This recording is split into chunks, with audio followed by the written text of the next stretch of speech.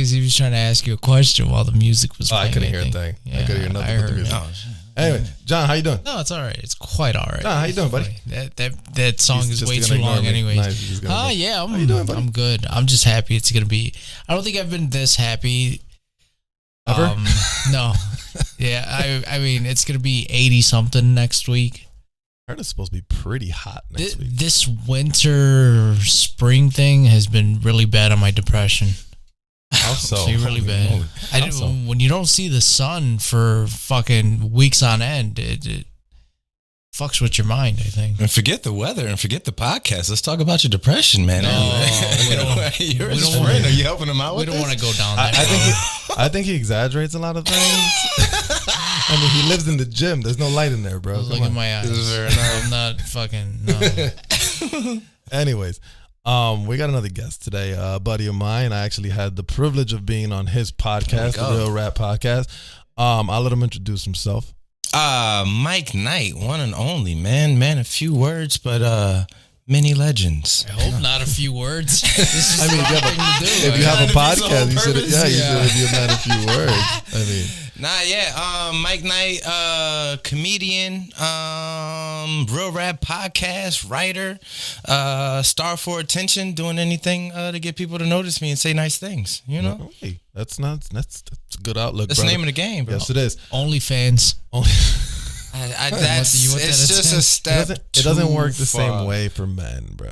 Not at all, right? It doesn't work the same way for men. There's absolutely any reason for a guy to be on OnlyFans unless you're Jonathan hitting the gym, just getting a pump swole on. He's not getting that. He's not getting those. He's not getting those clicks either. Let me tell you, he ain't got abs for that. Yeah, women are all about the abs. You need abs to get clicks. All right, bro. fair enough. Or is it dad bods? That's the thing now. Is it? I've got. That might be a category, bro. Is it? I've got the ultimate dad bod. I mean, there is those categories for women, right? Yeah. I mean, you got those. What do they call them? You got the big chubby chicks. You know, there's a bunch of categories. You think women are clicking on Uncle Dad in like the category for their search engines? The Danny Tanner category. Danny DeVito. I mean, I don't know. I mean, every girl has their taste, right? I mean, that's pretty true amongst everybody, right? I think actually, I mean, when it comes to ladies though, right? I don't think physical, like the looks department is number one. We were just talking about this in the car. I told you, and you were like, "No, it matters." Hold on. As much wait. I think what I meant to say was if you're I don't want to say unattractive, but let's put 1 to 10, right? Okay. If you're a female and you're in the below 5 category, right? Mm-hmm. Then you can't be looking for a +5 because you're probably not going to get it.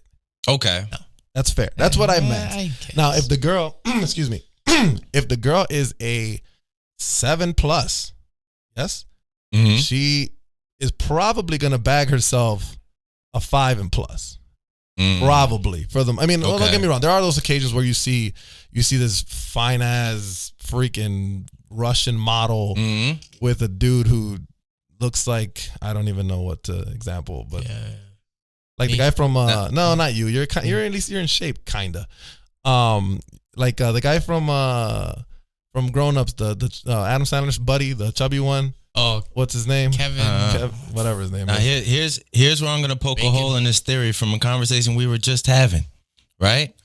Arnold, guy you got right back there, access to every woman from 1983. He's not a 10 though. Arnold? He's not a 10. Arnold, objectively, Arnold is the mold that a lot of guys follow behind. Physically from the neck down, yes. Sure, and guess who else physically from the neck up and the neck down was not even 10 pesos. His damn Hispanic housemaid who also has one of his kids. He was knocking that down bagless, bro.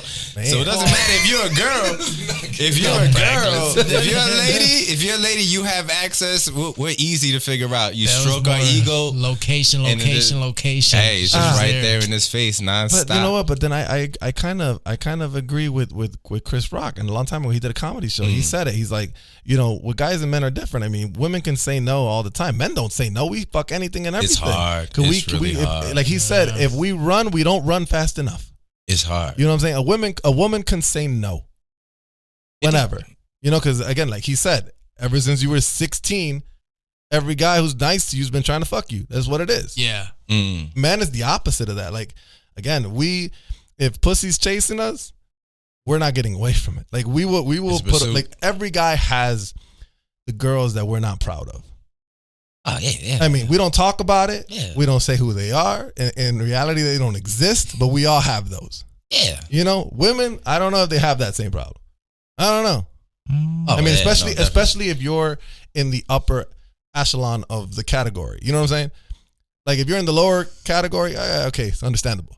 But if you're in the upper and you have one of those, you have a 1-2 guy. I mean, I'm pretty sure that's kind of rare. I don't know. That's just me, though. I gotta be some women's closet. You think so? Yeah. There's definitely a lady too out there that's like, I just hope he doesn't never tell nobody. I was 5 white Casamigos, Jesus. What was I thinking? Right. No, but I have a few of those. I ain't gonna lie to you. I look back at life and I'm like, God, names. What? No. I don't even know their names. That's the best part. Like, I would say for guys though, if you feel incomplete in your pursuits, if there's things out there that you feel that you haven't done, then yeah, there might always be questions in your mind. But if you feel complete, you should be content to a certain. Because I mean, it's make them every day, ladies. You know what I mean? That's true. Anyways, let's talk. Let's get a little more serious. I mean, obviously, we found out you're very funny right now, right off the bat. You're a comedian, correct? Yes, if they laugh. Otherwise, we're just screaming into a microphone. We're just we're just talkers. You also have a podcast. Yes, I do. How's that going right now? Thank you. The pursuit, man. I'm enjoying it, man. Just the getting to know the community, getting to figure out the framework of talking to people, being an active listener, getting in the minds of other people, seeing how people operate when they're on camera, doing this, and really getting to find out other people's perspective on things. When you think that you have it down, like this is how I see something XYZ, and somebody's like, "Yeah, what about elemental P?" And I'm like, "Oh man, I didn't even think about those. I wasn't even using vowels." That's amazing. I didn't even consider though that there was how many letters in the alphabet? 20. Oh, wow, that's been a long time. 24, 26. That is whoa. I mean, Jesus, I haven't been in school a long time. How many? Wait, there's got to be like. Let's go with 26. Don't ask me about how many states are in the 50. There's 50. I know that. Alphabet? I mean, how many letters in the alphabet? I want to say there's 26. Yeah, I want to say 26. If any of us start doing the song and using our fingers to count, it is too much. We're working too hard. Yeah, just edit that out. So let's start from the beginning. I mean, where did the idea come from? The podcast? Yeah, the podcast. Oh, it's the times old tale of I wanted to be on other people's podcasts and nobody was letting me be on it. So I'm gonna do my own. There's actual podcast out now, and I had stopped doing comedy for about 5 years, and then I hopped back in the game, and I was back in it for a number of months, maybe 6-7 months. So this is about 2.5 years ago. I've been back in the comedy game, right? And I'm about 6 months back in, and there's this guy on the comedy scene. He has a podcast, and I messaged him like, "Yo, hey, let me be on the podcast, bro. I think it would be a good time or whatever, right?" And he ghosted me, and that was like the genesis of, all right, I'm done with this. I'm tired, right? I can't believe this fucking jerk would ghost me. Want to talk about people ghosting, right, John? Ghosting. Yeah. Mark you. Now that I run a podcast, every time Dick and Harry is like, "Yo, Mike, let me be on the podcast." I'm like, left him on scene. slide left. I can't. Yeah, it's not that I don't want people on. It's just there's a framework, there's a pattern that I'm following. You know what I mean? Absolutely.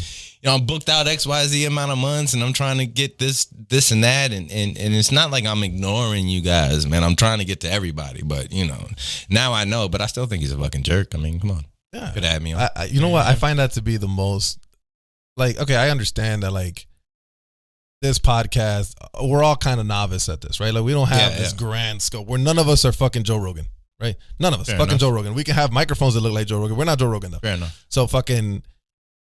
You would not diss him. You wouldn't ghost him. But you're going to ghost me. Right? And to me, it's like, I'm not going to want to work with you no more. You You get what I'm saying? Because I mean, if you're gonna ghost me for whatever reason, and I understand that things come up, right? Yeah, I get it. But if you're in the business, quote unquote, so let's say if you're in the acting business or you're in the music industry or whatever business, if you're a business person, you are a scheduled person. Yeah. And if you look at your schedule, and I know things come up, if somebody says, "Hey, I need you for this," and I look at my schedule and I see, "Oh, I booked the Real Rap podcast that day."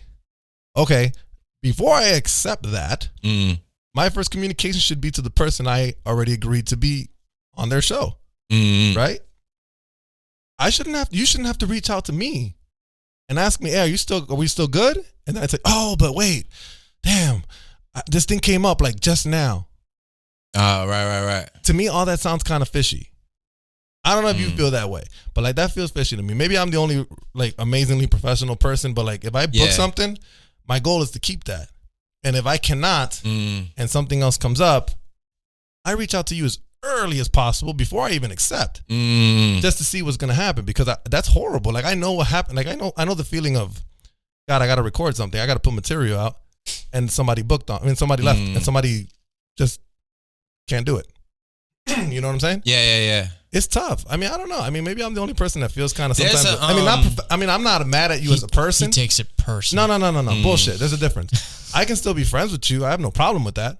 But professionally, we might be done. But that's professional. Professional and business are two separate things. Yeah. I will tell you, I am a professional procrastinator, though. And like then there's sometimes there's like that disappointment feeling. Yeah. Like once you actually hit the send button that I'm not gonna, because I mean we're all living in the ether. You never know if I get booked for this show on the 15th, and then like the Shy calls me up, "Hey, we need you to be an extra. You're gonna somebody's gonna spill mustard on your shirt. You're gonna be on screen for 3 seconds, sure, and you're not gonna get credited." And I'm like, "Ugh, it's on the same day as XYZ show." I'm gonna be like, "Ugh, I don't want to send off that message right away." You know, I might wait till like the 13th at 11:59 p.m. and be like, "I got something else going on." Sorry. I mean, there's things that come up. I'm not saying things that don't come up, but again, and I'm in the business, right? I'm an actor, right? Yeah. So like, I understand the process of those things. Okay, no one gets a professional gig booked in less than 24 hours. That doesn't happen, especially in this business. It doesn't happen. Nobody calls you and says, "Hey, we're gonna book you and pay you $1,000 on your minimum, which is probably above $1,000, and you need to be ready tomorrow, the day of this podcast." That doesn't happen. Normally, if you book something, I do know that. What do you mean I don't know that? I don't know. I don't know what you know, dude.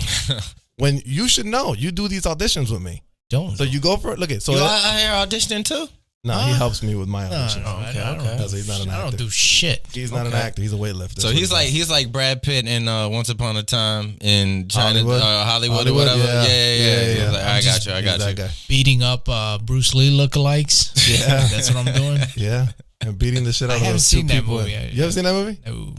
That's kind of gruesome. That final scene's kind of gruesome. Like that fight that they have at the end. I fell asleep right before the end of it, but I was already checked out when they slandered the good Bruce Lee's name and legacy. Oh yeah, they kind of. I think there was a big thing about that, wasn't there? There was a big controversy over that. It's a movie. They made him look like a dude, like a dick or whatever. I mean, but who knows Bruce if he Lee wasn't? Is the movies. But I mean, they were more talking about his like conceited kind of ideal. You know, like, I mean, who knows? He probably was. I mean, none of us can go back and talk to him. So who knows?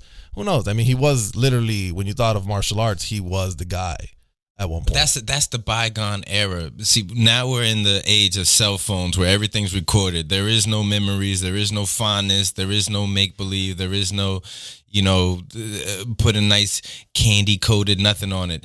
Those were memories. Everybody just remembers Bruce Lee with Jim Kelly and knocking out Kareem Abdul-Jabbar and all this and that. And you fictionalize it. He's like bigger than Kung Fu and Jeet Kune Do and whatever. You just believe.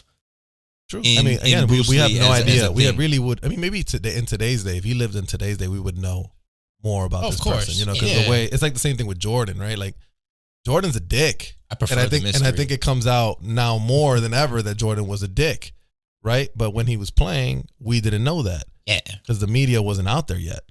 You know what I'm saying? Like the information wasn't out that he was, we knew that he punched Kerr in the face, but we didn't know as much detail as we know now, after the last dance and all that stuff. So we saw a bunch of shit. People we start to realize that our heroes are kind of dicks. See, in my mind, when he punched Kerr, right? Since I didn't see it, it was like a passionate, like I'm involved in this. You remember in those old movies, like guys, like Bruce Willis can just punch like Damon Wayans in the face, and he just goes, yeah, I deserve that one. You know what I mean? Yeah. And then they just continue on with their lives and their friendship and shit. Yeah. Like that's how I envision Jordan punching Steve Kerr. I don't want to actually see it because then I'd be like, fuck. Jordan's a hunk of garbage. Yeah. That shit happens. But that shit happens in sports. I think it's common in sports. Right? Because emotions run really, really stupid high in sports. It should be. I think it'd be different. Like if in cinema is different because cinema, it's all fake. None of it is real, right? Versus basketball, it's real. It's a real sport. You're really playing for something, So I don't understand. I can't justify if Jordan and Kerr were in a movie. I can't justify Jordan punching him for any reason in real life for real. You get what I'm saying? Yeah, it's fake. Even if it says in the script, punch him. Like it's fake. Versus basketball, it is a real sport. People really get emotional about this stuff. Like I can totally see it. But anyways, back to your podcast. So you started your podcast. How did you go about it? What was your what did you know how to do? What didn't you know how to do? What did you have to figure out? Did you have some help? I knew zero. So I went through I was like, all right, nobody's booking me on their podcast. I want to be on podcasts. So boom, I hit the Googles, found a podcast studio, just happened to be near me, called the guy. He told me to call another guy, called another guy, showed up to the place, looked around. I said, yup. This is it. And you've seen it. It's a trap house. It's got 8 Mile vibes for real. Oh, geez. Like it looks like somebody's about to either battle rap or shoot it out in there. Yeah. Either one of them has happened on any given day. And I showed up, I was like, yep, this is it. And then it just started going off from there. I'm one of those kind of guys, like, I prefer to just start doing. I don't want to have no plan, no preconceived notions. It's hard for me to go about it that way because then I'll just spook myself out of it. So I prefer to just go in there and then just start wandering around in the dark. You know what I mean? Till my night vision kick in. The total opposite of this guy. How so? Oh, come on. What do you mean? I like to just research. You watch a million videos on how to do something. I am a very research heavy guy. So like if that was like the biggest difference would be like I knew nothing. We knew nothing about fucking starting a podcast, right? Absolutely nothing. Couple videos in, and then you start figuring things out and put things together, and then one and one, and then eventually you keep doing more research, you learn more as you improve. Yeah, I have the attention span of a hyperactive Cocker Spaniel. So I'll start to watch like the informative video on how to do it. And then 2 flicks of a finger later, I'm like, ooh, pinky. Next thing I take a 17-minute nap, and I'm like, what was I just trying to teach myself? Oh, we are complete opposite. I am the complete opposite of that, dude. Like I am, if something's in my fucking brain, I scratch that fucking thing until I have literally scratched the skin off of my body, and I'm literally like scratching the bones. Yeah. You know what I'm saying? Because I'm just like that. Because I'm very for a podcast, dude. I am very, very, very like okay. So, and again, it's not to criticize anybody. Everybody does how they do it and whatever's comfortable for them. But like my biggest thing in everything I've ever done has always been like I've always wanted a quality product. Yeah, that was my goal. Even from the beginning, from when we had smaller setup and cheaper lights and blah blah blah blah blah. Like I've always wanted, okay, what's the best I can get out of this? Right. And then I moved on. But like I've always had that standard, dude. Like that's always been my thing. Like with everything, even like with my short film that I'm doing now, it's like, okay, where's my standard? And we need to meet this or surpass it. But if we're under this, we're doing it over. I'm weird like that, and I'm like super. I don't know. What's the word? Super like nuts. Yeah, I guess nuts would work. John, move your mic a little away from your face. You're covering your beautiful face there, bro. Oh, see? Yeah, see, I'm looking out for you. There you go. You look a little better. Look at the camera. Give him a wink. I'm married. What do I care? I can look like shit. I can look great. I don't care. How many episodes you in right now? Episode 19 is about to drop on Wednesday, and then I shoot tomorrow 2 episodes, and then the following week.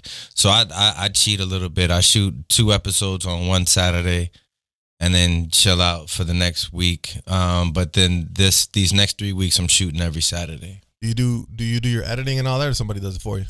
Nah, my guy Big Joe. Shout out Big Joe. He does all the editing. So yeah, he has it. And actually, through the process of us getting together, so in my eyes, he's like an artist on the editor's side. I bless his heart for doing all that stuff. Like I said, I'm not gonna have the capacity to sit down in front of a YouTube and teach myself. I don't have the time. Why you have me, right, John? See, there you go. That's why you have me. But he's masterful with that stuff, and he does music. He does like all our music beds, and makes beats, and all this other good stuff. So, and then he'll throw in like he'll throw in little inserts, and if we're talking about a topic, he'll pop something up because we're on a green screen or whatever. Yeah. So, I mean, I leave it to him, and I do my little contributions here and there. But for the most part, it's Tango and Cash. Yeah. Hey, what are you, John? You're just a talent. You're just. That's what he likes to say. He likes to call himself. Yeah, he's just a front runner. I'm Tango. You're Tango. Well, he's the one. You know what? I can't complain. He's never watched that movie before. Sure, whatever. I'm not gonna listen. Wait, hold on. We got to stop the presses. Are you being serious right now? Probably. You never watched? What was it? Tango and what? Tango and Cash. I told him. God. He doesn't watch anything. He doesn't know anything. Oh my God! Really? You want to take over this podcast if I don't know anything? Aside from informative videos, he doesn't watch movies. He doesn't watch TV. I don't watch it anymore. Kurt Russell and Sylvester Stallone in what might have been their premiere role. Russell and Sylvester Stallone. It just sounds like a horrible combination. The number 2 cops in all of LA. Yeah, both of them. Wait, no, never mind. I feel like I've seen something like that where he's like a cop. I'm thinking more Sylvester Stallone. Look, this is multiverse before multiverse was multiversing, because you remember Sylvester Stallone? They was like, man, he thinks he's Rambo, and he was like, Rambo was a pussy, and then he just yeah, he breaks the fucking fourth wall. And I haven't seen that movie in forever, but I guarantee you, either Tango punched Cash or Cash punched Tango, and they just did the walked it off. Jesus Christ, those guys. Did you see they're gonna make another Expendables movie? I don't want to watch it. Why not? Your boy's in it. Arnold's in it. You remember you're so not supportive of your guy. I'm not gonna watch it if he's not the lead. Oof. I mean, he's probably getting paid like the lead. Can you imagine how much man, out of all those stars, bro, in those movies, can you imagine? He probably gets the most money. Still, that's insane. He's not even that good of an actor. Come on. He is a horrendous actor, but he is the greatest Arnold. Yes, I can agree to that. He's a perfect. Nobody else can be Arnold Schwarzenegger like Arnold Schwarzenegger, but John can play Arnold Schwarzenegger. He's got the voice down I'm a '90s kid. That hurts me when people say that. Why? He was because I grew up watching Commando. I get it. Predator. I get it. Too. I understand. I need you to remember that he used to throw machetes through people's bodies, and they'd stick in a wall 4 feet off the ground, and he'd go, "Stick around." Like that might have been. That might have been the most dog shit line on the greatest Arnold line ever is Tully, you remember I told you I'd kill you last? I lied. People used to write this down. And we would stand in line and wait to go to the movie theaters and see. It's classic, but it's dog shit, bro. But people are still saying it. To this day. Yeah, the same way people say, they'll still say, "I'll be back." Like, I get it. He has one line, great stuff, but he is not a good actor. He is horrendous. There's a difference between he's a catchy character, dude. That's what he is. But he's not a good actor. It has nothing to do with anything. Not even not a good actor. The movies were bad, bro. Oh, no. I love Commando with every fiber of my being. He jumped from a fucking 747 flying at 482 miles an hour and just fell into 4 feet of marshland. And he survived. And then ran 800 miles to his daughter and saved her on a military compound in Cuba. Get out of here. That is the worst premise of any movie ever created. Dude, he's a horrible actor. I'm sorry. He's a horrible actor. The best Arnold on the planet. He's not playing characters at all. He didn't write the script. He does not play characters at all. Ever. I love him with every fiber of my being. But dude, he couldn't even play a character. When they gave him Mr. Freeze, he was still Terminator in the Mr. Freeze suit. Can't change your voice. Yes, you can. People can do that. Try to do a British accent. Let me see what it sounds. I mean, at least I can. I'm practicing to do it. Oh, it's awful. I'm trying to learn how to do it. It is awful. Arnold can't do shit when it comes to anything. Besides be Arnold. Like he said, he plays a great Arnold. Between him and Sean Connery, they never bothered to ask them to change their accents. Oh, because that was part of their lure.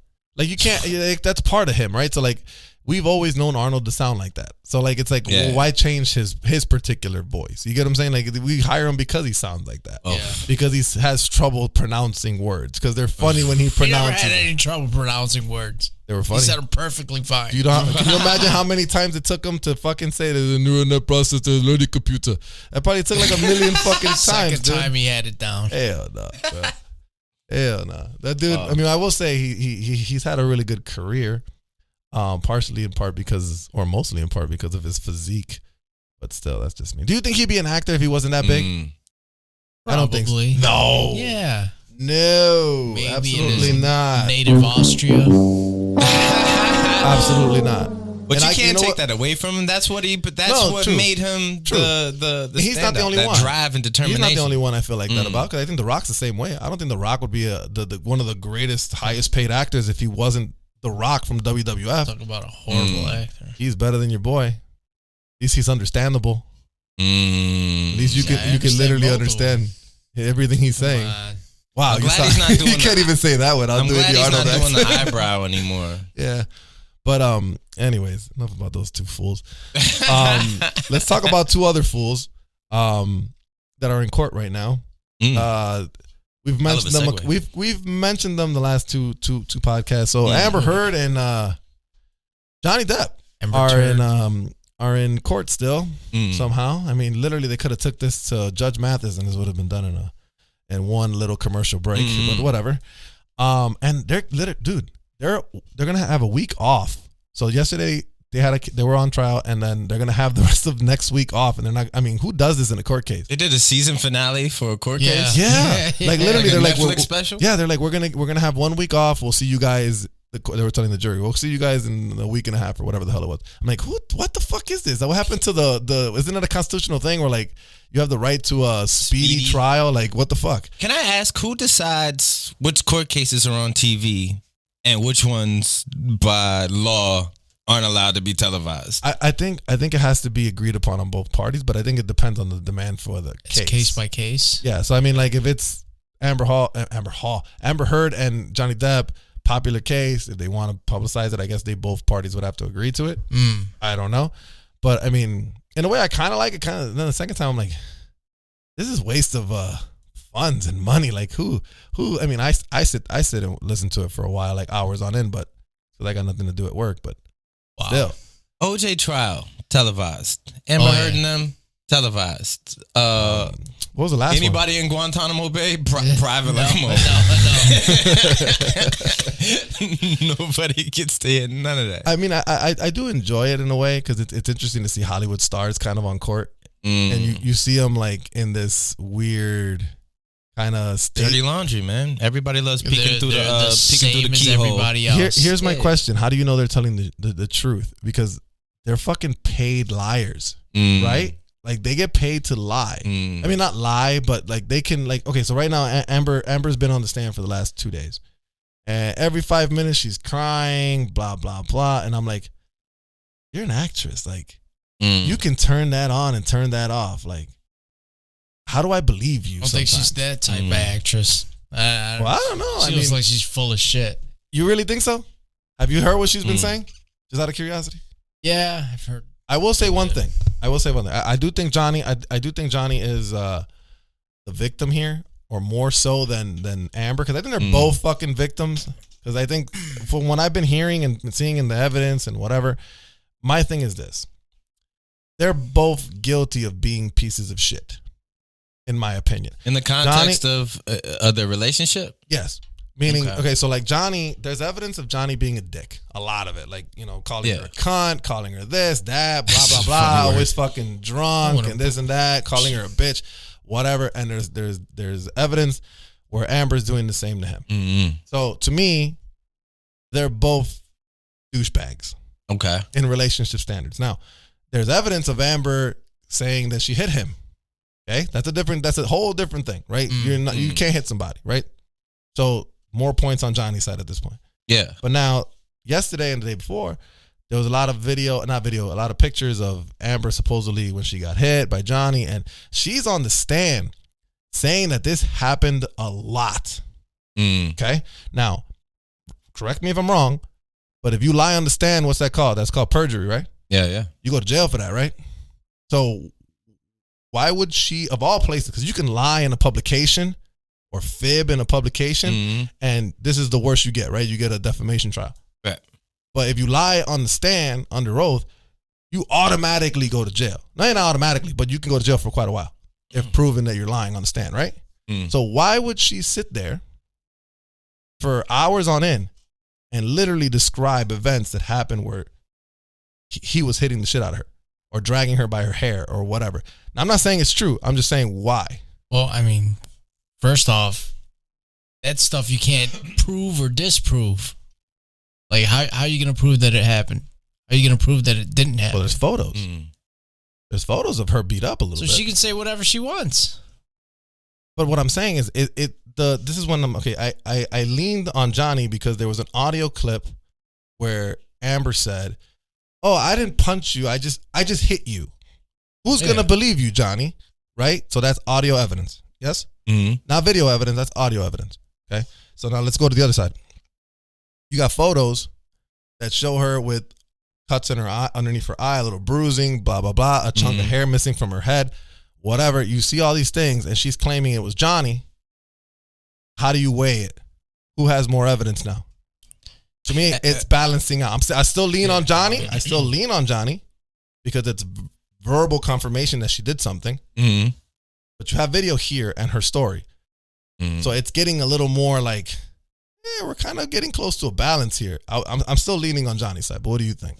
I think, well, first and foremost, I think every woman is born with Emmy, fucking Golden Globe levels of actress in them. Period, point blank. They all know they all got our number out the gate. They understand it. Second, they know how to win. We're all living in our own movie, right? There's this book, Dale Carnegie, How to Win Friends and Influence People or something like that, right? And it opens up with him telling a story about this bank robber dude back in like old New York days, I want to say, right? And he was sitting in the car with some chick. Cop came, knocked on the window, started messing with him. He got out the car, took the cop's gun, shot him with it. Big chase. He ends up in like a library. They shoot up the thing. He's up in the library, leaking, he's about to die, and he writes on a piece of paper, "Nobody understood me. I was just sitting there minding my own business, and everybody's do." And in his mind, that might have been how we saw it. In her mind, when she was like, "I didn't punch you, pussy. I just, you know what I mean? Like, we was having rough sex." Like, that might, in her mind, in the movie of Amber, what's her nuts? That might be exactly how she sees it. Like, I didn't really punch you. You being you supposed to be Johnny Depp. You know what I mean? Yeah. Like, you survived a cracking, but I can't crack you over your eyebrow. Like, you know what I mean? Like, she might actually see it that way. And she's missing a patch of hair. Who knows? They might have did some Molly, had some rough sex. I'm not one to judge. That's what somebody else went to school for. You know what I mean? Like, no, I agree with you. I agree. But and then just for argument's sake, because I'm the debater, what keeps you using the same reasoning when Johnny says she hit him? I mean, that's my thing. I'm kind of like, I feel like what your explanation could be used on both sides. Like, Johnny, first of all, Johnny shouldn't remember shit because literally half the time, even his doctors were saying like, he wouldn't remember what the fuck happened because he was so high or fucking on whatever he was doing. So I'm like, he shouldn't even be on a witness stand because he didn't witness shit because he was drugged out. I mean, you murder somebody while you drugged out and be like, Your Honor, I don't remember nothing. You still going to jail. No, but I'm saying he shouldn't be remembering stuff that happened. Cause if he was drugged out, let's say he was on coke and he fucking smacked her, he don't remember. then I mean now it's his word and her. He doesn't remember shit. She's saying this happened. So again, this is where I'm like, okay, whose evidence weighs more? It's hard for me to say at this point because they're both kind of saying the same things, right? He's saying she hit him, whatever. She's saying he hit her. Have you ever been happily ever toxic? Happily ever toxic. Like in the middle, you know it's toxic. You know that that this is the worst scenario that could play out, but you're just content with being there. I have right now to this day for the rest of my life. This is sunburn. I was just out in Puerto Rico, but I have a nice. That'll do it. I have a where is that? Right there. So I got a 2-3 inch. That's from a straight razor. Before that, the same girl that did that, she poured paint and a can of baked beans on my car at the time. And before that, we was getting into fights and arguments and whatnot. And guess what? After every single instance, still go back. We're still smashing. Happily ever toxic. That's what I was about to say. The sex has to be good if you're she was a maniac. I mean, there it is. Not a moral insight, but to say this though, like at the time, like if you ask me to write it down on paper for a disposition in court, it's gonna look insane. It's gonna like why would you subject yourself to that? And at the time, for whatever reason, I don't know what was going on with me in my mental space at that time. But at the time, I was like, "This is what it is.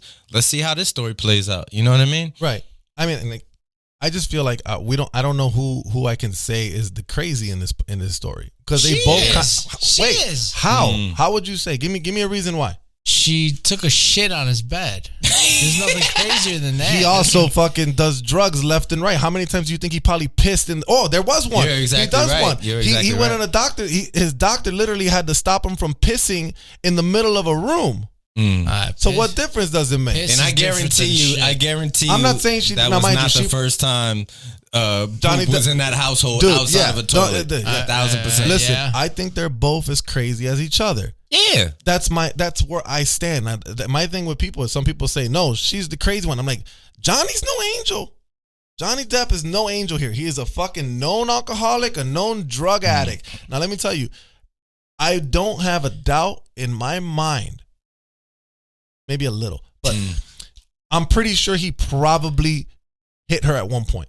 Because when you mix drugs and alcoholic, and when you mix drugs and alcohol in toxic relationships, violence ensues. That's what happens. I'll do you one better. If I was a gambler, I would say you're absolutely right, and I would say the first time he hit her back. Could be. I mean, that's the thing. We don't know what exactly transpired. In the sense, who hit it first? I do not condone any of that. Yeah, I've never hit a woman myself. But I mean, again, plus a person who we know, who's known on record for being to have outbreaks of aggression, right? So he's been known. No, violence would be violence is a person against a person. But he's one of those dudes that like he goes crazy, starts flipping tables and destroying shit. You know what I'm saying? So that plus drugs plus alcohol, you're telling me doesn't equal maybe he hit her? That don't make no sense. I can totally see where he would have hit her. It's possible. I'm not saying he hit her first, but I'm pretty sure he hit her. At some point, I'm pretty sure. He's on the biggest drug known to mankind, which I haven't even experienced. I've done the alcohol lightly with, I wouldn't even say like hardcore drugs, but the biggest drug known to mankind is fame. And he's in the top 0.1% of it. Like I can't even wrap my head around the idea of what it's like to have every door be open and every response is yes. That doesn't compute in my brain. I still have to I still have to go about it and finesse situations and strive and do. And he's gotten past that point. He's on the other side of the hill. He doesn't even have to pedal anymore. He just wee. Must be nice. Must not be. You end up in court on TV. Yeah, you end up like that, bro. I'll take it as long as I got it. You sure you want to take that? Yeah. You want to take court cases that you hit a woman? I mean, think about it. Do I get to go back home to my mansion? Maybe not. Oof. You can go to a mansion in jail. I don't know about that. I mean, you're not going to go in the general ward, but white collar prison. Yeah, you'd probably be in the nice section. Color TV. You would run the weight pile yard. You know what I mean? I'd be A few tattoos. You better put that 25-pound weight down. I almost thought about committing a felony just to go to jail and fucking just concentrate on lifting weights. He'd have all the Arnold Schwarzenegger's movies tattooed on him. Dude, he's full of shit. He's full of shit. He's full of shit, bro. He barely handled basic training in fucking the army without fucking crying and shit. If it wasn't for my asthma, I'd still be in there. I'd be fucking Marine Corps, everything. This dude was dying to come back home, bro. Dying to come back home. Mom, tell him my asthma. I'm asthmatic. Oh my god. Fuck it. Again, I don't know. With this case, it's an interesting case in the sense of like it's cool to see, you know, these people being kind of normalized, sure, right? Because we look at them and they're like fucking, you know, they're like you said, they're fucking rock stars and blah blah blah. And it's like to see them in court is kind of like, oh, see, shit can happen to you too. Like I almost want to laugh at them, you know, but I don't know. I think if I was the judge right now, honestly, I would honestly be like, look, this is easy. Amber, you're going to give Johnny his money back. Give him his money back, whatever. You're going to stay in that corner. You're going to stay over there, stay away from each other. Everybody go fucking home. That's it. There's no reason why this case has been going on and we're using fucking public funds. Oh, they're going to milk And this case has been going on for like 3 weeks already or a little less than 3 weeks. Like, come on. Really? They're going to milk it. Again, Judge Judy would have nailed this shit quick. Yeah. But this is like the show's only 30 minutes, so this is like the playoffs. Judge Judy and Joe Brown and all them. That's regular season. This is the championship. But by the way, talk about Judge Joe Brown. That dude's weird. So he's on a podcast now, or does something on YouTube. That dude has like the worst mouth ever. Like he's talking out. No, he's cool. He's funny. What the hell? He's like talking. He's cussing up a storm and telling people about he's not getting no pussy and shit like that. I'm like, what? I don't remember you like this, bro. Like seriously, like what the hell happened here? Anyways, what else did we write down? What else we got? We talked about. Why would you reference the paper? Why not just magic of editing? We can just yeah.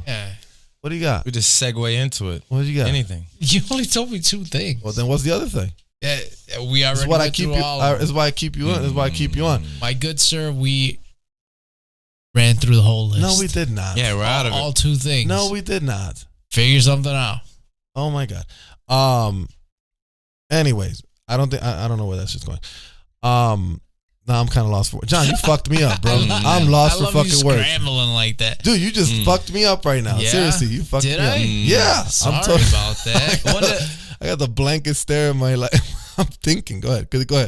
No. Because that dude, who's did you know anything about this Kevin Samuels guy? Oh yeah, he died. I think I want to hear. I say that he did. He was I don't know if I watched too many of the things that he was doing, but I would see the snippets, and he was like basically like a demotivational speech. No, it's that he would like realistic expectations for people. Basically lower your standards, women. Yeah. And better yourself if you want something better. Like he would tell these short, overweight women that you're not gonna have. I need somebody with 6 figures. Yeah, like, 6 figures, 6 feet, and 6 inches. Is that what they say? Yeah. You need somebody that's got like at least 6 kids. Fucking relax. He was a controversial relationship advice YouTuber. You don't remember him? You haven't seen any of his videos? No. Oh man, I have not. What struck me the most when I heard the story is I think Buddy was like 56 or something like that, somewhere around there. And people was like, he's so young. The older I get, the younger old is. Like somebody dies at like 69 and they're like, he was so young. I'm like, what are y'all scared of? Like, you know what I mean? Back when I was 16, 29 was like, gee, just retire already, you old piece of dirt. Get out of my face, you elder statesman. Now, did they say what he died from? Okay, so here's the deal. I heard he had cancer. Well, he did have cancer, but I don't think it was cancer. Now they're saying that he met up with this woman and then he had a heart attack or something like that. Oh, give him that good stuff, huh? I don't know if he was poisoned, if it was like a legit heart attack. It feels like that could be a possibility, right? Yeah, you never know. Somebody might have hit him with the Vladimir Putin potion. The Vlad special. Yeah. Well, I don't know. I never knew the guy. I didn't follow. I'll show you videos. Yeah, you gotta show me. You gotta show me something because I have no idea. He's just telling women, you know what? Fucking relax. You're asking for the world, but you got nothing to give in return. Yeah. Well, I've seen podcasts that talk stuff. And people would be outraged, but guess what? He never ran out of women calling in to get this news from him that they were mid, that they were 4.5s at best. He never ran out of people calling in for that. I mean, Michael, it was people like me asking why I can't have a girl like fucking Harley Quinn. Yeah, you can't. And he would just tell you, "Are you crazy? Are you stupid?" It's never gonna happen. No, I get it. I don't know who he is. I gotta listen to him. You gotta give me a chance. You gotta give me a chance. You're a comedian. How'd you feel about the Chris Rock thing that happened, and more recently the Dave Chappelle thing? The Dave Chappelle thing, I think, is a one-off. I love just how badly bro got beat up, but I don't think that's really going to deter anybody that has that in their mind. My biggest thing is the whole world is based on monkey see, monkey do. So as soon as Will Smith did what he did, it opened. It either opened the door or people's perception is anything that happens now is because of what Will Smith did. So it doesn't matter if he actually deserves it or if he doesn't. He's a lightning rod for that. He's a spokesperson for anybody doing something crazy to a comedian. I'm not worried about Dave Chappelle. I'm not worried about like Bill Maher or nobody like that. I'm worried about open micers. People that don't have an entourage, that don't have security, that's out here that might say a joke on something like that. Because when it boils down to it, comedians are the last thing keeping America safe from war. Because they are the guardians of the First Amendment in America, which is the most important part of this country.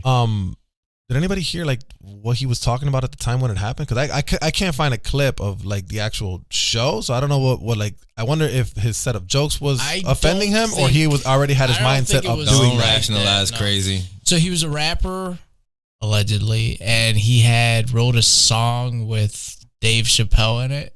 So I think he just had it out for him or something like that. Stupid to get your ass kicked for. I hope he wasn't thinking, oh, Will Smith got away with it, so I can do it.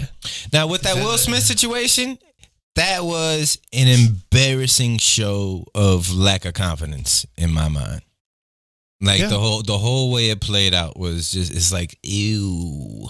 I think it was a lack of control on his part, like being an adult. Like, I mean, you gotta, I think you have to know, right? Time and place is really important, right? Yeah. I mean, when you go, I think we said this before, but like when you go to a comedy show, right? Yeah. You know what's gonna happen. It's like if you sit in front row, you know what's gonna happen. Some comedian's gonna pick on you because you're sitting in front row for whatever reason, right? But you know this already.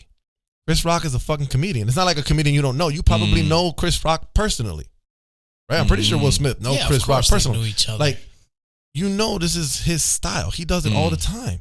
That's what he's done his whole career. Why do you overreact over a joke? Like, it wasn't that necessary. You know what I'm saying? It's deeper than that. In my eyes, it goes to not it was even a one-off. Impulse. It's not even impulse control. It's somebody, again, that drug, that fame. If you've been told yes that many times, if every door is open to you, if you think like you can get away with doing stuff like that, you're gonna do it. You're gonna do it. You're gonna do it. And he deserves, if he's getting bashed in the court of public opinion, so be it. But the violence to do a violent act is so outside the norm of most people's frame of reference as a response. To do that in Hollywood at an awards show, being shown across the entire world, and you got a big name against another person with a big name, after you already accepted what he said and then felt some kind of way because your significant other, which you already have a whole controversy, like, it was a weak action. Yeah, it didn't show strength at all. It showed weakness. An extreme amount. Know? I feel bad for him because I think partially it's 100% his relationship. Well, partially. I think partially it's his relationship issues. You know, because from what people say, he's not that type of a person, blah, blah, blah.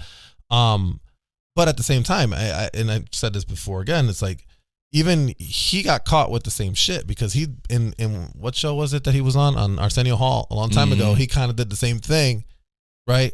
And nobody went up to smack him.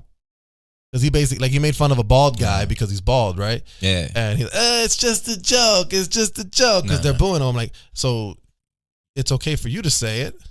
But when Chris says it, you all of a sudden need to defend your woman. Again, it's a joke. It's not like it was a running joke either. Like, it was a one-off thing. Now, if he was standing there for 20 minutes ragging on your wife, I could understand you yelling at him and telling him to shut up.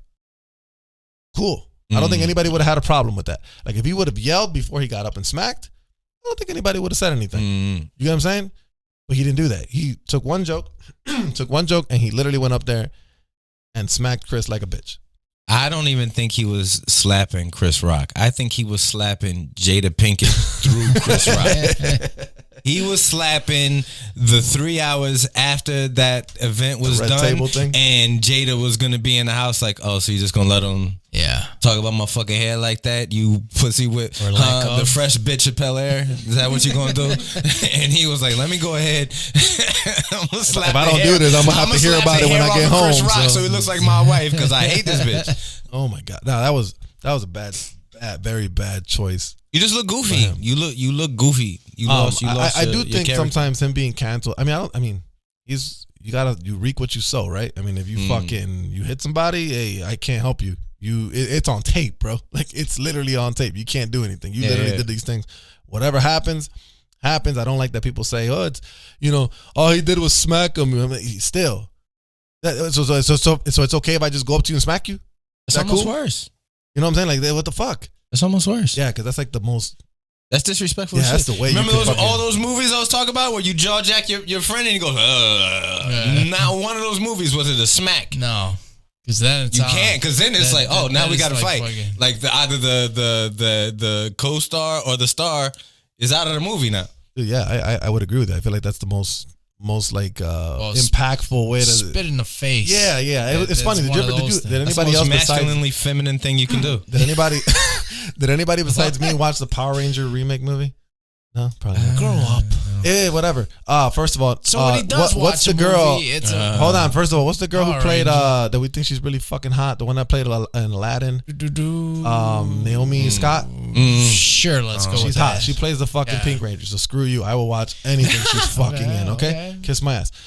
Fucking in that movie, fucking the Red Ranger guy, whatever the actor's name, in the movie, he's trying to outpunk this kid who's picking on somebody. Okay. So he's like, blah, blah, blah, blah. He just slaps the shit out of him. And the guy's go, did you just slap me? Like, yeah. Cool, right? Stop picking whatever. Like, I'm like, that's like, you don't even know how to react almost. And I can totally see somebody punching me, I'll react real aggressive. But somebody smacks. Damn, bro, you just slapped me? Open-handed me. What the fuck? Yeah. Like, it's weird. Because it transports you back to like being a child. Like, yeah, your mom slapping you in in the face. Did I forget to make my bed up? Yeah. And the Oscar goes to, wait, hold on. You remember how comfortably racist the Power Rangers used to be back in the 90s, bro? Oh, yeah. The Black Ranger was black. The Yellow Ranger was Asian. And the Yellow Ranger had like an abacus, and the Black Ranger did breakdance moves in between fights. And the fucking the goddamn Red Ranger was like Native American. That shit used to go bananas, bro.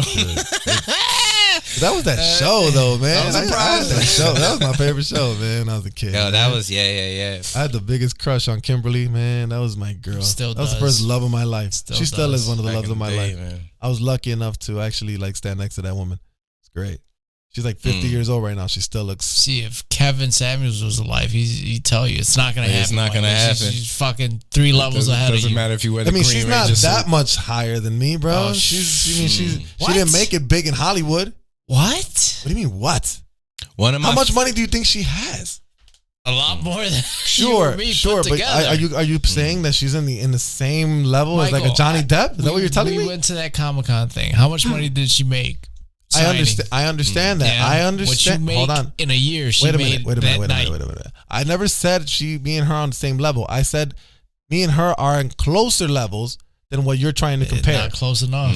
That's a different conversation. All I said, and quote me, you can rewind and we can check. All I said was me and her are at closer levels than someone like me and Naomi Scott. That's all I'm saying. But I'm saying. One of my favorite quotes, I borderline live by it, was by Patrice O'Neal, one of my favorite comedians of all time, right? And he said on a show once, women don't want to win, they want a winner. If you look at the top women in their field, the guy that they're with isn't making Stedman isn't making nearly as much as Oprah. Freaking one of the Migos that's with Cardi B. His career ain't doing what Cardi B's on everything. She's on like a fan. But those guys portray themselves as winners. You know what I mean? Or they just walk around with confidence. The confidence that Will Smith should have had. They've been like, yo, just take it. Well, I'll buy you a wig made out of most baby seal hair. Yeah, you know the what most I mean? premium hair ever. Yeah, like you know what I mean. If he would have been confident, then that scenario wouldn't have played out. But now he portrayed himself with a lack of confidence, which denotes losing, which denotes a loser, which means he's about to go down a nasty rabbit hole. Things are gonna look bad for him. I mean, like John said earlier, I think he doesn't have much to. I'm pretty sure he has a really, really, really big, huge pile of money he can land on from this fall. So I think he'll be fine. I mean, the sad thing is, we're not gonna see him. At least not for a while. I don't think we'll see him. You know what would be cool if he becomes a villain in characters, because he always plays like the hero. You know, if he plays the villain, I guess he can play into what he did. The only way I respect him. It's kind of like Christian Bale, right? Christian Bale plays villain great now, because he's kind of portrayed as we see him, not necessarily anymore, but we've seen him as a villain in real life, because he beat up his mom, his sister. He was accused of. Yeah. Wait, who? Hell yeah, Christian Bale. Jesus. Christian Bale, literally, his mom and his sister were suing him for like abuse and shit. I think he paid him off or whatever. Never got to court. But then obviously the shit that happened, the outbreak that happened with the light person on set of the Terminator movie or whatever. And I mean, we see him as, in the public eye, we see him as a bad guy. So his first breakout role, though, he played a bad guy. American Psycho. But that wasn't his Yeah. breakout. Was it his breakout? That's the first thing I know him for. I remember he was already out, but I'm trying to think of anything before that. Exactly. You might be right. American Psycho was a hell of a movie. He was doing mixtapes before all that, but that was the first album that I remember. In his Batman voice. Yeah. In his Batman voice. Yeah. He was dropping bars like that. If you're not Where's doing the trigger? Oh my god! You know who does a really good Batman impression? That guy. He has a YouTube channel. He does a bunch of he does like Batman, Superman skits. He does that X-Men thing that I showed you. Where he fires the X-Men. Oh, that the British guy. Oh, wait. What the fuck's his name? He's not British. It's not British? No. He does a pretty good. Out. But he does like the perverted Batman and all Yeah. that stuff. I know who you talking about. I forget Buddy's name. He is hilarious. He had one about he was firing like the guy with the wings. Oh, that's the one. Yeah. Oh my god, I don't need a fucking with bud. bones. Get out of here, you fucking. You need me idiot. on the team. I don't need a bud. You fucking bud. And I tell you, I cried tears. Dude, the funny one of those when he's talking to Jean Grey. When he tells Jean Grey, I would invite you to look into my mind. And then it's him fucking her. Oh my god. Yo, And then she goes, hold on. And then fucking Jean Grey goes, look into my mind. He goes, with pleasure. He looks in and it's just a bunch of gay guys. And he's like, oh my god, it's nothing but dicks. And they were touching. And I'm like, oh, this dude is a genius. Like, bro, there's a whole nother level of like. I think he had his own TV show for a little bit. Oh yeah, I think so too. It didn't fucking pan out. I know his name, but I can't remember it. What would be your superpower, though? What would be your superpower? What would be my superpower? Jeez, I don't know. One? Yeah. That's tough, man, because, I mean... He's wanting to look through walls and stuff. Nah. Like X-ray vision? Nah, bro, what do I need that for? Yeah, I know. What do I need that for? I know what you need that for. For what, women? That's I never had that problem. John, did you have that problem? Porn is free. Like, yeah, I mean, I don't need that. What do I need that for? I never had a problem getting girls. What do I need to look through? I'd fly. You'd fly? Sure. That's a good one. I don't know, man. That's one power sucks. I mean, if you have like, let's say 2. That's what makes it interesting. It should only be one. I would be scared to date the chick that changes, the blue chick that changes into different. I just feel like while we mashing it out, like she would turn into like my dad to be like turn into Arnold Schwarzenegger, to be a dickhead. Give it to me harder. Change back. Turn into Stacey Dash, bitch. I'll choke you. No, I mean that's crazy. No, but you know what? The only beauty of that is that, I mean, well, it depends. Let's put it in perspective, right? Because technically, Mystique could only look like someone else, right? So could you technically warp into Superman, but you don't have his powers? Does that make any sense? Or can she replicate powers? I don't know. No. So just the ability to change. I mean, she had the regular super strength that comes with being a mutant. She was a beast. But yeah, she just changed. But then she would be able to like pull out her claws if she was Wolverine. They got chopped off though. Oh yeah, they did. They weren't real adamantium. She was just imitating. Yeah, I guess you're right. Yeah. I don't know what I would want, man. I think I would love the mind thing. Yeah, Professor X. Oh hell yeah! I changed my mind into that. To be a psych, not a psychic. That's too much. That's too much power, bro. What's the actual term for that? That's the greatest power of them all. Yeah, I like not knowing what any other people you want to get to bag. You don't want? You don't want to? How about that? Imaginary rape, good one. She's agreeing. She's agreeing. Oh my God! Look, whatever anybody else thinks about me is none of my business. I prefer not to know. Dude, that wouldn't even be what I would actually use the power for. Plus, the thrill is changing somebody's mind, you know? I'm not trying to read her mind. I'm just trying to change it. For my benefit. Just for a little bit. Just for a little bit. Holy shit. I don't know. I mean, that's I'll probably use that in like traffic stops or something like that. That's like rape, bro. That's not rape. In this hypothetical multiverse, you are definitely a criminal. Jesus Christ. Oh, I'm a villain for sure. I'm not even trying to be a hero. You're fucking bad. Fucking hollow bones. I don't need a bud in my That shit was funny. Speaking of rape, I guess. Don't something else that did. I'm kidding. Abortion's in the news right now. That's a big thing right now. Going all over the place. The whole Roe v. Wade thing is kind of getting. It's going to be taken off apparently. I don't know exactly what that means, because if it's going to be taken off federally and the states can still do what they want, I'm kind of I don't really know how that works. But where do you stand on the abortion thing? What do you think is what would you say is your better opinion on that? My natural position on just about anything, the way my brain works, is devil's advocate. So I think the popular thought is, I'm a guy, like, what say do I really have on a woman and her body and the choices that she makes with it? Sure. And there's always going to be circumstances outside of control that are going to be crazy, you know what I mean? So what would be the pros for it? In an aspect of culture, in certain areas, in certain households, in certain people's minds, life is like precious no matter what. No matter how it's generated and da da da da. And I'm trying to wrap my head around respecting that. Simple fact that we have, 9 Supreme Court justices, and I think 6 of them are Republican, 3 of them are Democratic. That this is, traditionally Republicans are big on church, you know what I mean, and then small on government. So it feels like naturally it's going to swing into that direction or what have you. And I'm just trying to paint the picture in my mind that if that's what it's going to be, then what are the alternatives for young ladies? Because like you said, it's going to be federally mandated, but then on a state level, you could do anything, just like marijuana. You know what I mean? So what are going to be the options for ladies? Because if it's going to pass, boom, that's what it is. But what are going to be the options for ladies that are in those cases? They're going to have to either do something illegal, which is risky, or they're going to have to move. You know what I mean? I don't know. Me and John, we're at opposite sides of this table.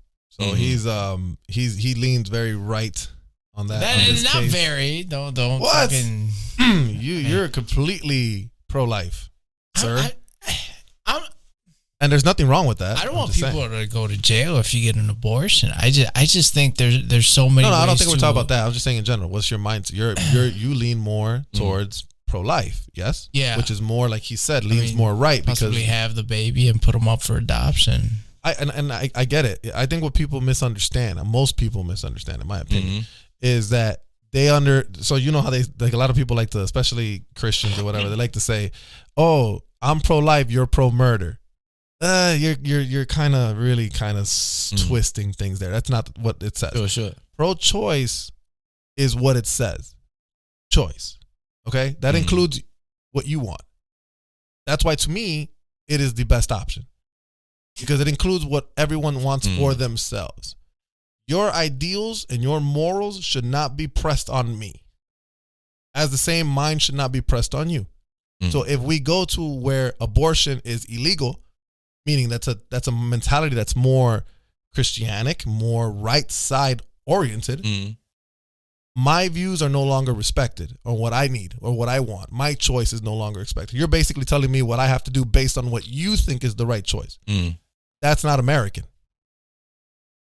Here it's all about freedom to choose what you want to do. I don't know. I disagree with that. America's all full of, they say land of the free, but anything you do is subject to fines and violations. Sure, but the idea of it is what I mean. The idea is this is a land of choices. Yes? And if we're going to take these choices away, which is what the right wants, right? You want to take the person's choice away. That's what you want to do. And that to me is wrong. Because no one takes away your choice. Technically, you still got a choice. No, yes, you have a choice to use protection and to pull out and whatever. I get it. You're basically telling people. You could choose to have a baby, or you could choose to get an abortion in a state where you can't, and you choose to go to jail. Yeah, but they're trying to eliminate that completely, though. The concept is to make abortion illegal in all 50 states. Yeah. That's the goal. And to me, that's wrong. Well, that won't happen. All the states get to make their own choice. Sure. Yeah. But again, it's still wrong to try to take away these choices. Well, why can't I smoke marijuana right now? You can. Why am I fucking scratching? In Illinois, you can. No, my job doesn't allow me to. But that's different. That's a privately owned business. They can set their own rules. To your point, though, your government and your employer are two separate entities, my friend. I work for the government. Okay, it's a job. It's not on your own. Can you drink on the job? Fuck, I wish I could. Can you drink legally? No. So where's your argument? I don't know. I don't think I have one. Give you one of these again. Try again next week. Go ahead. I'm sorry. So with the drinking, all right. So just to bring that all in with the drinking, right? It's legal to drink, but you have the choice on whether you drink or drive. Correct. So if you're pro-choice on that, then there's people out there just fucking doing 89 miles an hour into a packed station wagon with all these kids. I would say, to another extent though, too, if you're of a religious background, if you're faith-based making these decisions, it doesn't matter if it's the United States, doesn't matter if it's Russia, doesn't matter if it's Mars. If you're building your ideal based off of your faith in religion, which in your mind said that this is wrong, then again, your narrative, your side, your thought process is that it doesn't matter what the circumstances are. I don't care about the laws, this and that.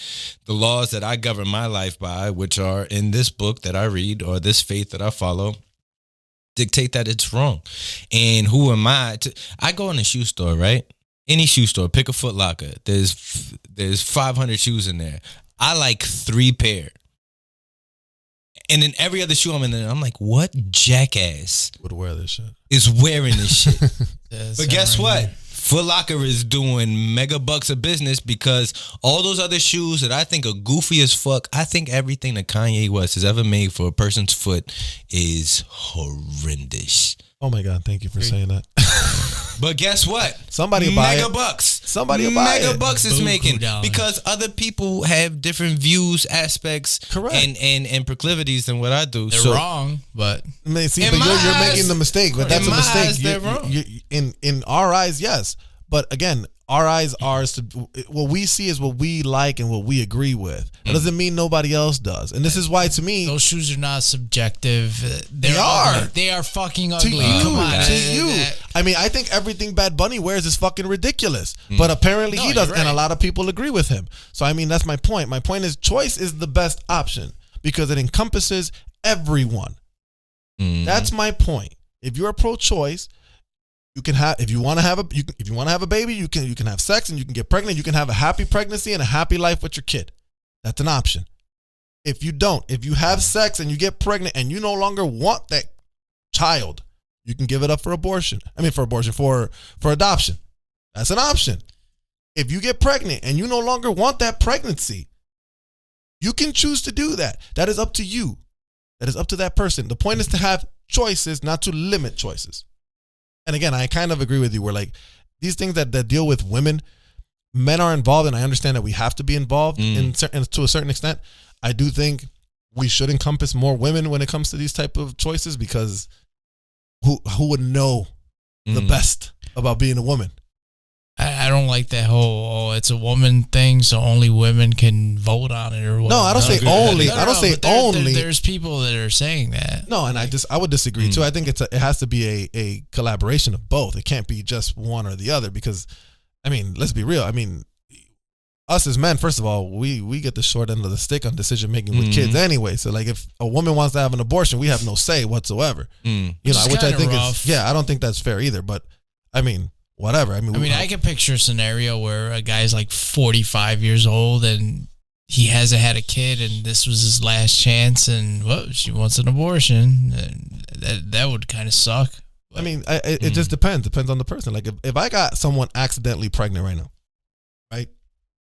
I don't have kids. That's the other thing. There's no accidental pregnancy. Come on. I mean, you don't think so? I mean, not super often. It would have to be like there's so many things you can use. Like in a way, I kind of agree. Spring Break in Cancun would disagree with Hold on. But here's the thing. I think there's a difference between honestly making a mistake and being ignorant to it. You get what I'm saying? So like honestly making a mistake to me is hard because you have stuff you can do before and stuff you could do after. Okay, so I mean you can go get a Plan B pill. For the most part, those are pretty effective. I'll fend for that. Those are pretty effective. So if a woman knows, I mean, I've asked plenty of girls in my life. I'm like, if a guy comes in you, do you know that it happened? They all said as long as they're not drunk as fuck, yes, we can tell the difference. That's a big one. Okay, they can tell, right? So if you guys are both conscious, meaning you guys are not fucking drunk out of your fucking mind, you can feel that splooge. You can feel what happened. So the condom broke, you can feel it. So that means you can get your ass up, go to Walgreens, get a Plan B pill, done deal for the most part. So I agree with you in a sense of, can you make a mistake? There's way too many things to prevent the mistake from the beginning. Now, what's the thing that they call when they put the thing in the girls, the little IUD. So that failing, that's a little different of a story. Blame science. Yeah, that's a different story because there's no way for you to know if it's going to fail or not. You have no idea. That's a different story. If birth control fails, that might be a different story too because you're under the impression that it works. You have no way prior to test if that works or not. But those would be the only ones that would be like, okay, those are mistakes. You get what I'm saying? Now, alcohol, drugs, all that shit, those are not mistakes. Those are all choices. Here's my thing. Now, I don't think just because you made that mistake or made that choice, whatever, you should still have to have a pregnancy and still go up to term to it. That's still your perspective. I mean, that's you, not me. But continue. I'm sorry. Who are the two people who are stone cold sober, doing responsible lovemaking and accidentally having a kid, right? Chances are it is going to be somebody under whatever influence. Here's something that I try and remember on a regular basis is that there's plenty of people smarter than me. There's also plenty of people dumber than me. And I don't know what it's like to be smarter than I am, and I don't know what it's like to be dumber than I am. But if you just know that baseline, I just know what I got, the tools in my pouch, right? But there's plenty of people that are dumber. There's plenty of people that are easily manipulated. I was 11 years old, and me and my buddy convinced the kid to eat bird shit off the ground because it would make him fly. You know what I mean? Like, there's plenty of people that you could talk into some scenarios that, or especially if somebody's off of this drug, that drink, this whatever, that whatever. Who was Helter Skelter? What was his name? Charles Manson. So he convinced other people to murder Sharon Tate and them. He went to jail. They went to jail too for being fucking dumb fucks. Yeah. But he went to jail for being smarter than them dumb fucks. Mm-hmm. But he manipulated them. I mean, like, people can be manipulated in the circumstances, and that ends up having repercussions on that. I'm only saying that for the people who see it as, that's another thing. I think probably another aspect of it, if you're pro-life or whatever, is where you consider life actually starts, right? I don't know when the cell splits into different membranes and this and that. I don't know when the spark starts, but I think their argument on that side is it's life. Life is always precious, no matter what. I've never smacked a mosquito. I just fucking sit there and itch. You know what I mean? Just sit there and let them gorge on my now it's not. blood. Yeah. Eat, live. You know what I mean? You need the nourishment. Go Make ahead, buddy. babies and don't kill them. Like, you know what I mean? So, like, on that side of things, I can't put myself in the seat of judgment because I don't. That's what's going on in their brain, and if they find that if in their mind it's real, and with what's that other adoption? Like, I got first cousins, people that I'm close to that were giving up. It's an easy thing to just throw out there and say it, but that's a troubling thing. Yeah, that's a whole nother bag right there, buddy. I don't know. I just feel like I've always felt like there's always a necessity for abortion. I believe in choice. And regardless of what that particular reason is for that person, it shouldn't matter to me or anyone else. It is whatever that person wants to do. Now, me personally, if I was a woman and I got pregnant, would I have an abortion at 8.5 or 2 days before I'm going to give birth? I wouldn't. I would rather just go through with it. Because in my mind, if I was a woman, I'm not a woman, but I'm just saying, if I was, I would look at it, okay, the damage that pregnancy does to a woman, the changes that it does, because it changes every woman. You know, some women better than others, whatever. J-Lo looks great, whatever. Yeah. We don't all got that kind of money. But it messes with a woman's body. And if I already got to the point where, like, the damage was already done, like, I might as well just go through with it. But that's just me. But again, it shouldn't be up to me to tell this person, hey, you can't have an abortion because such and such. That's none of your concern. If that person wants, if that person can afford a child, can maintain a child, whatever. And then I know you've used this one. Like, well, you should have thought about that before. Nobody thinks about that beforehand. Nobody thinks about, I'm going to get pregnant or I'm going to have a kid and I'm going to need at least an extra $20,000 a year for this kid. Nobody thinks that. Well, I mean, if you waited till you could afford to have a kid, you'd never have a kid. Remember that we're one of the few mammals in the world that consciously have sex for pleasure before reproduction. That's a big thing. Not me. I always had sex for. You just procreate? Yeah. So you don't. Never mind. I'm not even going to get into that. I'm not going to get into that conversation. Face to face, like a business deal. 3 kids, 3 times. That was it. Naked doing a firm shake the whole time. I agree to this merger. But you know what I'm saying? Like, it's one of those situations where, like, I don't think the government or anyone should ever push their theology or their thought process or what they consider their morals, whatever, upon someone else, because you have no idea what that person is going to go through or suffer. Because like I said, I've said this before, a lot of people on the right side will say, you know, a baby's precious. No, have the baby. We're here to support you. And when that baby pops out, all of a sudden they're not supporting anymore. The noise stops once you have a kid. Yeah. But they don't. What about when I don't have money to feed this kid, or whatever? You should have thought about it. So you're blaming the person. I'm like, well, that person should have had an abortion if that's what they wanted. I mean, we're trying to force people to have kids. It's messed up. It's moral flag waving. Everybody wants to feel like they made the right choice. Nobody really wants to deal with the fallout. I mean, that's just how the world works. Don't do that. I did my part. You know. Like whenever I drop quarters in the red bucket on Christmas, I'm like, yep, it all ends right now. I'm a good guy. I put a quarter, but I got $100 bill in my back. Nah, never. $100. Then people that put like a diamond ring in there with a note, like, wait, what? Give this to somebody who needs it. Like, fuck out of here. I'm not doing it. I've always been. Guy's gonna take it home to his wife. Stole it from somebody. Come on. I've always been a firm believer in choice. Give people choices, man. Let them do what they want. I mean, again, it's up to them. I mean, how does that affect you? I don't know, but apparently a lot of people want to make noise about it. I don't get it. I don't know how it affects you if it's not even in your choice. You're not even dealing with that problem at that point. I just say what I think. I'm not a lawmaker. I'm not making anybody do anything. So what do you think? Before we stop talking about it. You know what I think. Say it. Say it. I think so I understand there's situations like if there's a chance that the girl may die if she goes through with a pregnancy, then I mean, choice. If it's I don't even like that one because that's rare. I mean, it's not as rare as you may think. No, but it's not as rare as you may think. But like, not if let's say 100 babies are born a day, like 89 of them are born fine, and maybe that 10% has issues. I mean, or complications. I've always said if a girl got raped, I'm not gonna also make her go have a baby, go the full 9 months and shit like that. That would be her choice as well.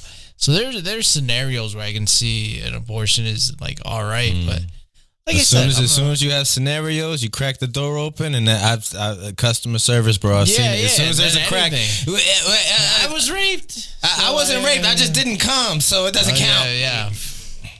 It's a tough sell. I mean, I don't know. I really can't look at pro life as being a positive. As much as people want to paint it, to me that's not a positive. It's not. Choice is the positive because it'll allow you to do what you want to do, which I think is important. Because at the end of the day, no one knows your situation better than you know it. That's just me. I mean, I don't. Yeah, in my eyes, it's choice. But then again, I can't poo-poo on somebody if they see it the other way. I'm always open to the interpretation because once you make a decision, naturally as human beings, you've drawn you got your boy right there. The Joker. That's the epitome of this whole argument is I don't want to kill you. I need you. As soon as one, boom, you got the other. When you got Batman, you got the Joker. You got the Joker, you got Batman. You cannot have it any other. That's why DC should be called Batman, Joker, and Friends. Because that's the only thing anybody cares about. Nobody gives a shit about Superman because who's the glass man for Superman? There's no opposite to Superman. They made him Arnold Schwarzenegger Jesus. He can do any of the fucking thing he wants. Shoot laser beams and blow like cold air. Like there's no opposition to him. He's too fucking super. He's too goddamn super. So here's the funny part. Every other superhero, back to the X-Men thing. Every other superhero has a fucking flaw, right? I mean, I guess Superman has kryptonite, but like that same show, the X-Men, they were talking to Bobby Iceman. Yeah. And he's like, oh, I really need a man who turns into ice, and his biggest enemy is room temperature. I mean, fuck out of here, man. I mean, I agree with you. Yeah, you're right. I mean, it's one of those, like, they have their give me examples of who had flaws. In what? I know Wolverine couldn't get ass from Jean Grey.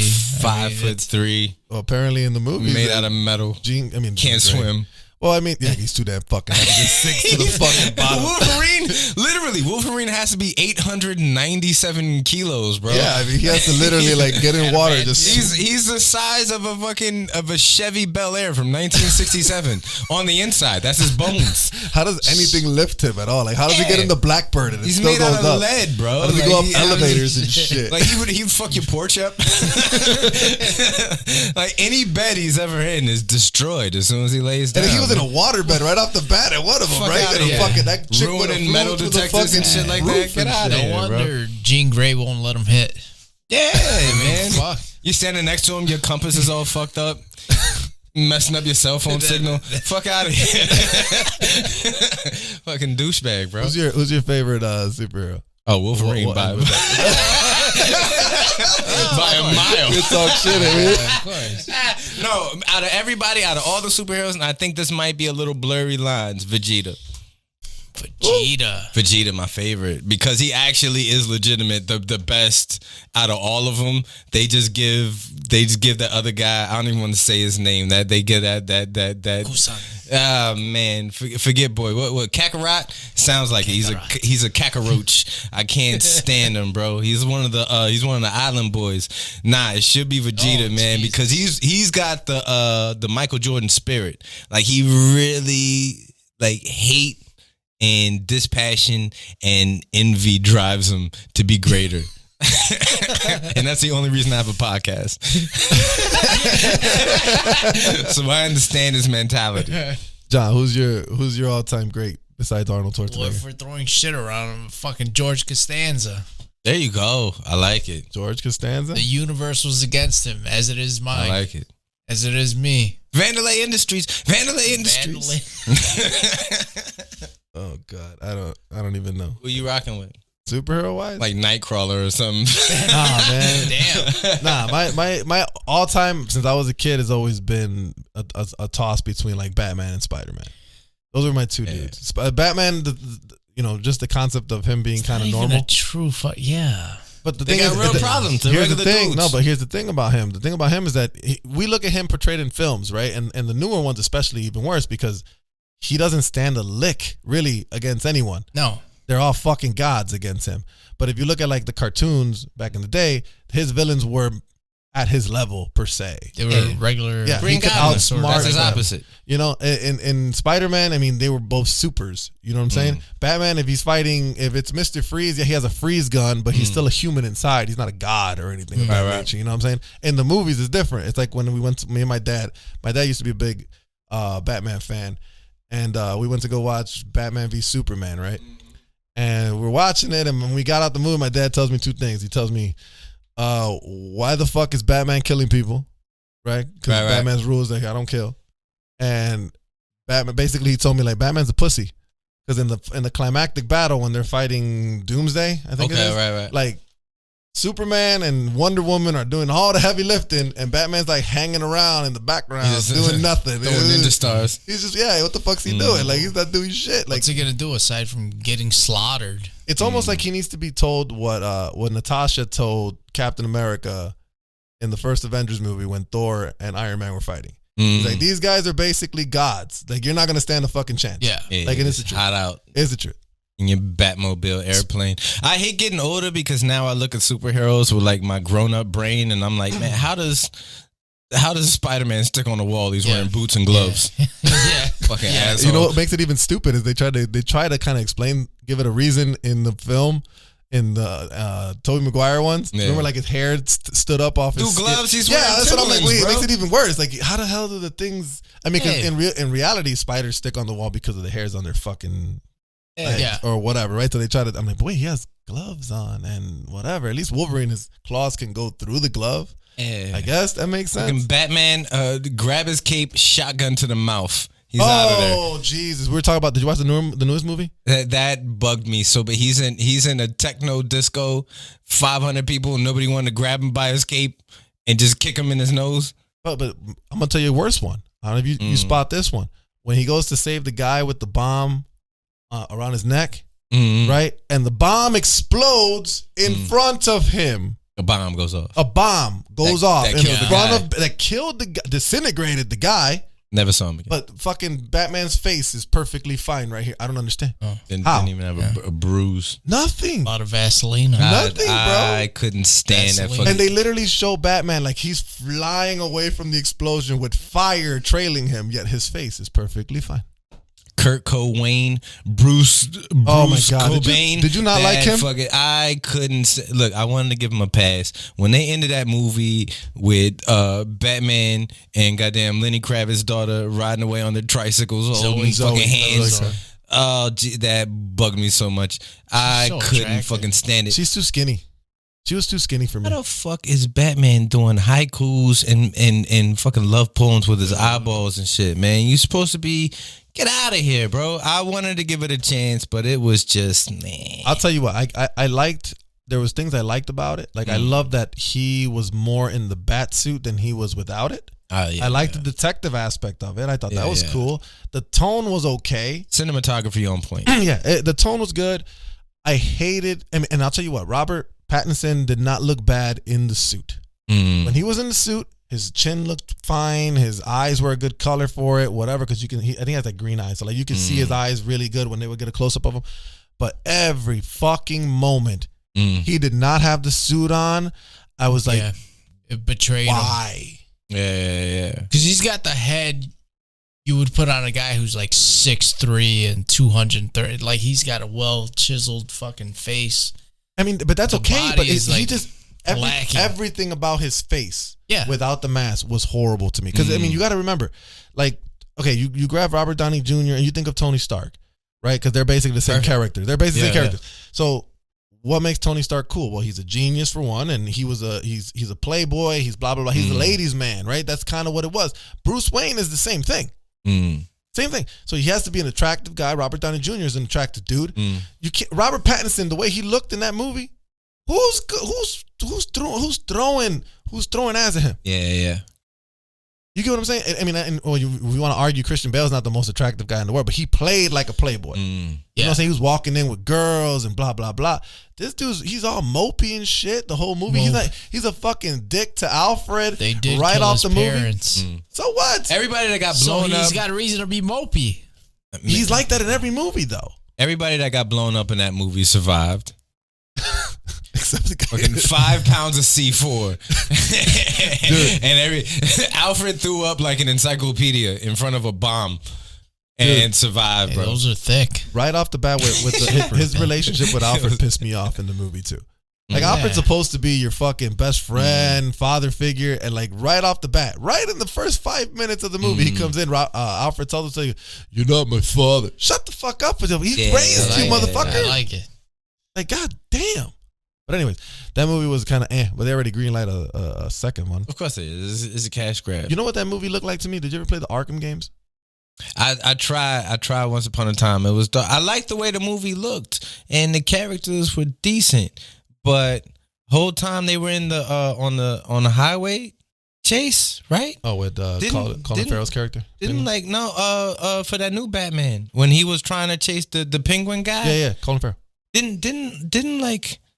Didn't like 40 something odd people die? Oh, yeah. I was watching with my sister the other day, and then like he's stopping on. He's all about not killing people because he beats people up. He doesn't like even the bad people. He doesn't shoot them or anything. He beats them up. I'm like, dude, you just killed this shit. Meanwhile, 111 civilians murdered. You could have pulled a pit maneuver in the first 2 miles. I watch Cops. Damn, I could do that shit in a Prius, bro. Come on, just get behind him and bump the tail. You know what I mean? Like literally, the whole ending shot is of a huge explosion of a fucking gas tanker truck, right? Just so you can see him walking forward in this aura. I'm like, dude, you want to go help people back there? Why are you walking so slow? Hurry up! I didn't like they showed him like bending over to look under the thing. Like if they would have let it go for 2 more minutes, it would have been him on his knees helping this fucking guy get out of his seatbelt, pulling him out. Watch your head, like out of here, man. He's not opposed to collateral damage. He just wants to bring in the villains. And everybody was all right with it. Everybody was all right with it. 2 oil tankers exploded. Yeah. Fucking gas prices are at an all-time high. Yeah, right. Did you know what that did to inflation? 80 civilians dead on the highway. Yeah, he's not worried about that. Just so he can pull a ramp. That's another thing that I don't like. I don't like the it just so happened now you're a superhero and still alive. Like there was a 12-car pileup, and then it just so happened like the truck that carries other cars moved in the right position for him to hit the ramp. Otherwise. Oh, but the king of perfect scenarios is like I happened to watch the Fast and the Furious movie, the last one that came out. Talk about the perfect scenario. That's what I said. Who's still watching those? I watched it because I was bloody bored, and I feel like I gotta watch them all. I've seen so many of them. I wouldn't give it a chance. Those movies are another one where like they're too fucking extreme. I get it now. They're the new Arnold Schwarzenegger movies. It's just absurd, you though. You cannot say that. What? No. No. You gotta stop. You have to just come to grips. You have to come to grips with Schwarzenegger movies. Arnold Schwarzenegger might have in Conan. I think he actually. there's punched 7 Terminator movies, dude. Yeah, there is 7 Terminator movies. You're telling me a dude can go to the future, send his dad back to get his mom pregnant, to have him to go to the future to send his dad back? We get it. Listen, we get it. It's impossible, it's an infinite loop. We get it. So let's stop making them. There's literally 7 Terminator movies. They're getting bad now, man. When they're literally all the same. Yeah, Why? Well, there's 9 Fast and the Furious movies. Why? I agree with you. There's people actually buying them, man. Because we watch them. Here's the thing about like Fast and the Furious was pretty cool. Like the first one was good. Yes, I think we can all agree, right? It was a cultural phenomenon. I liked it. Yeah, okay. Yeah. Second one was a piece of crap. Too Fast, Too Furious, piece of crap. Right? Third one, Tokyo Drift, piece of crap. Unless you kind of enjoyed a little bit of it. There was parts of it that were pretty cool, but whatever. It was pretty stupid. Right? Then we go to, what was the one after that? Fast and Furious, when they brought back most of the cast. Cool, nostalgic pop, right? Yeah. Because you hadn't seen them all together in a while, right? Cool. Then you got Fast 5. You bring in the big gun. You bring in The Rock, right? Everybody goes to watch it. That was probably the last one I thought was good.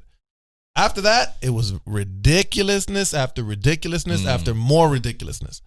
The only movies to get better, the longer they keep going, is the Avenger movies. Otherwise, Terminator turned into dog shit. Do you think they peaked? Friday the 13th turned into dog shit. Yeah. Nightmare on all of them turned into Chucky. They all turned into just manure.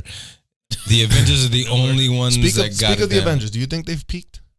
Not at all. Not at all. You don't think so? Not at all. I think they've peaked. Not even a little bit. They don't have. I don't think they have anything down the pipe. They're not even doing redos yet, bro. Hold on. I don't think they have. I don't think. Okay, and I'm gonna tell you why I feel this way. So I watched the what was it? Shang-Chi? Is it Shang-Chi? Sure. I forgot I don't know how to pronounce that one. So I saw that one. That one wasn't that great. Black Widow was whatever because it was a prequel. I don't care. I already know she's dead. What do I care? What was the last? The one with Salma Hayek and Angelina Jolie, The Eternals. That was boring. Wasn't that good? Doctor Strange came out this weekend. Okay, that's the only one that looks exciting right now. But this is why I mean by they peak. So like, I was watching Endgame on television the other day, and I'm at the scene, right? I'm at the scene where fucking Captain America holds his hand out, and the freaking hammer goes to Avengers. Yeah. And I'm like, how in the world do you top this? I don't know if they can. Because you've eliminated some of your core characters. Yes. Right? So who do you bring in? I'm like, their ace in the hole is the X-Men and the Fantastic Four because that's what they got left over that they can use. Yeah, that's the first family, bro. Come on, man. Of what? Stupid. Of Marvel. Come on. Nah. You didn't watch the Fantastic Four TV show or nothing? No. Oh, God, you didn't like Jessica Alba in a nice tight suit? I like Jessica Alba, but I didn't watch the movie. You didn't like? See, this one's going to be interesting. If they ever do like what they did with Spider-Man in the new one where they brought the old characters back. Yeah. How do you get Chris Evans to play Johnny Storm? You're going to bring Michael Chiklis back? Yeah. As the Thing? As the Thing? They got but these are stories from the 60s, man. The late 50s and the 60s that do you know how thick their library is, bro? I used to be a comic book guy. Like they haven't even scratched the surface of what they could do. They made Thor one of the corniest dudes. Iron Man wasn't never popular like that. He was kind of a cornball. Here's the thing, I think Marvel struck gold when they started making these movies. Because remember, those are the ones that were. I think Marvel struck gold with Iron Man. Yeah. Because at the time when these movies started coming out, when Marvel was just Marvel before it was tied in with Disney, Marvel sold some of their characters off. Right? So they sold Spider-Man to Sony.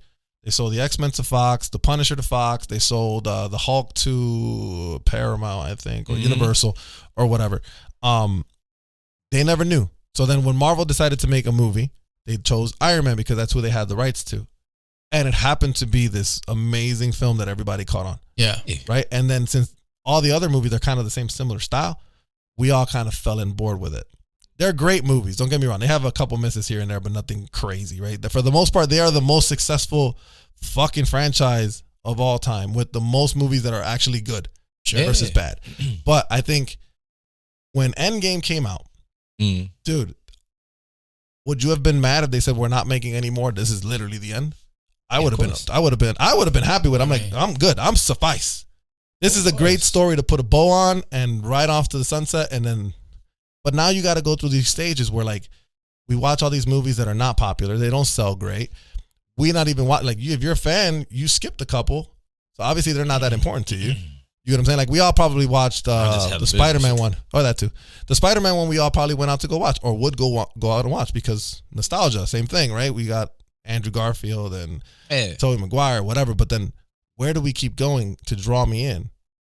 You know what I'm saying? Because I don't have nothing to draw. Like you start bringing in the X-Men, I'm there. Yeah. He's going. Oh, yeah. You know what I'm saying? Did you watch the trailer? Haven't gotten X-Men right, man. Did you see the trailer? Hold on. Did you see the trailer for Doctor Strange?